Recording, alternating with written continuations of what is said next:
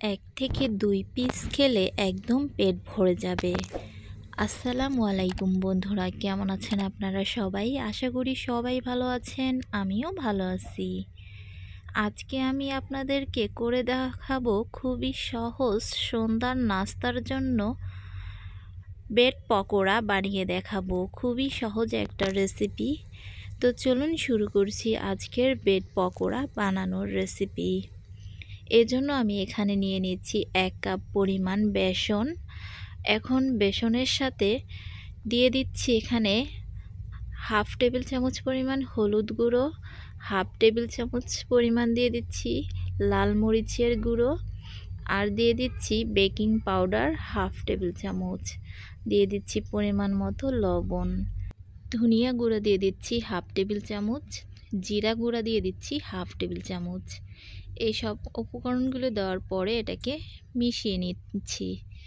মিশিয়ে নিয়ে নেওয়ার পরে এটাকে অল্প অল্প পানি দিয়ে খুব ভালো করে এটাকে একটা ব্যাটার বানিয়ে নিতে হবে।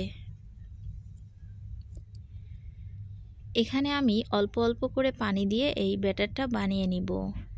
আমরা যে বেগুনি আলুর চপ বানাতে যেরকম একটা ব্যাটার বানাই তার চাইতে এটা একটু পাতলা হবে। তো এখানে আরও কিছু পানি লাগবে, আমি পানিটা দিয়ে ভালো করে এটাকে ব্যাটারটা বানিয়ে নিলাম। এরপরে এখানে দিয়ে দিচ্ছি 2 টেবিল চামচ পরিমাণ সয়াবিন তেল।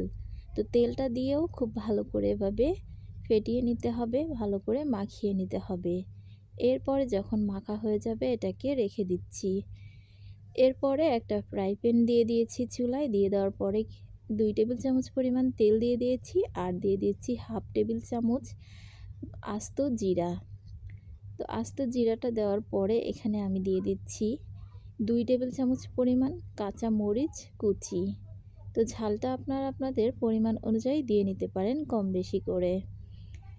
এরপরে যখন একটু মরিচটাও একটু ভেজে নেওয়া হয়ে যাওয়ার পরে এখানে দিয়ে দিব আমি একটা পেঁয়াজ কুচি, একটা বড় সাইজের পেঁয়াজ কুচি এখানে দিয়ে দিলাম। দিয়ে দেওয়ার পরে এখানে যখন পেঁয়াজ মরিচ এগুলো একটু ভাজা হয়ে যাবে এরপরে আমি এখানে দিয়ে দিব মশলার উপকরণগুলো। প্রথমেই দিয়ে দিচ্ছি হাফ টেবিল চামচ হলুদের গুঁড়ো, হাফ টেবিল চামচ লাল মরিচের গুঁড়া। মশলার উপকরণগুলো আস্তে আস্তে দিব আর এটাকে নেড়েচেড়ে নিব যাতে পুড়ে না যায়।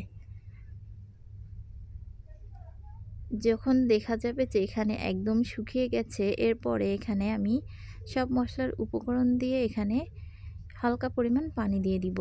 তো এরপরে দিয়ে দিচ্ছি হাফ টেবিল চামচ জিরা গুঁড়া,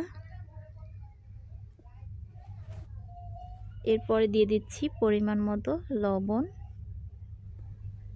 এরপরে এখানে অল্প পরিমাণ দিয়ে দিয়েছি একটু পানি যাতে মশলাটা পুড়ে না যায়। এরপরে নেড়ে চেড়ে এটাকে একটু ভেজে নিয়ে নিচ্ছি।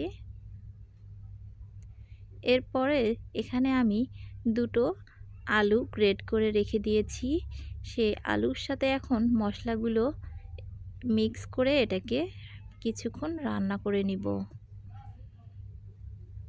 তো আলুর পুরটা দেখুন খুব সুন্দরভাবে রেডি হয়ে গেছে। এরপরে দিয়ে দিলাম এখানে চাট মশলা হাফ টেবিল চামচ, দিয়ে দেওয়ার পরে এটাকে নামিয়ে নিয়েছি। আর এখানে আমি কিছু ব্রেড নিয়ে নিয়েছি। দেখুন আমি এখানে একটু বড় সাইজের ব্রেডগুলো নিয়ে নিয়েছি। নিয়ে নেওয়ার পরে যে আলুর পুরটা আমরা রেডি করে রেখেছি সেই আলুর পুরটা এখন ব্রেডের উপরে দিয়ে এটাকে খুব সুন্দরভাবে ছড়িয়ে মাখিয়ে নিতে হবে। দেখুন আমি কিভাবে করছি এটাকে।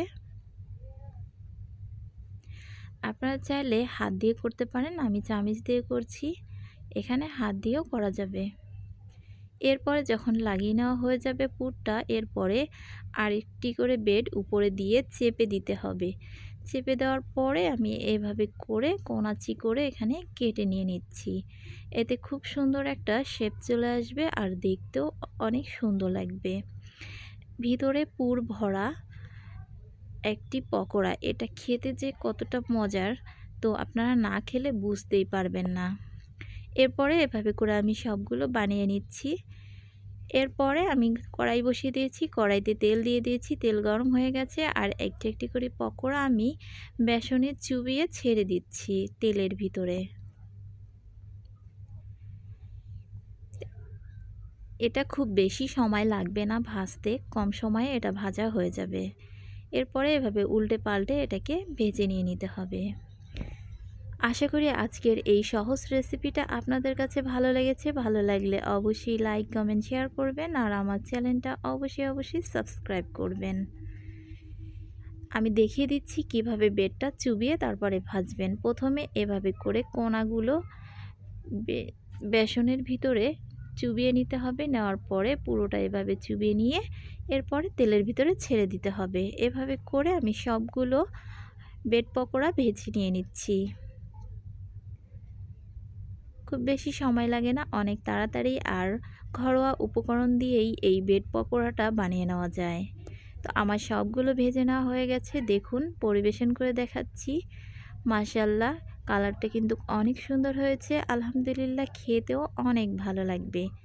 আশা করি বন্ধুরা আপনারা বাসায় অবশ্যই এটা ট্রাই করবেন আর একবার যদি খান তাহলে বারে বারে এটা বানিয়ে খেতে মন চাইবে। ভিতরটা দেখুন কত সুন্দর, আর বাহিরটাও যত সুন্দর ভিতরটাও অত সুন্দর, আর খেতে তো মাশাআল্লাহ অনেক সুন্দর, অনেক মজার। তো আজকের মতো এখানেই বিদায় নিচ্ছি। আল্লাহ হাফেজ, সবাই ভালো থাকবেন।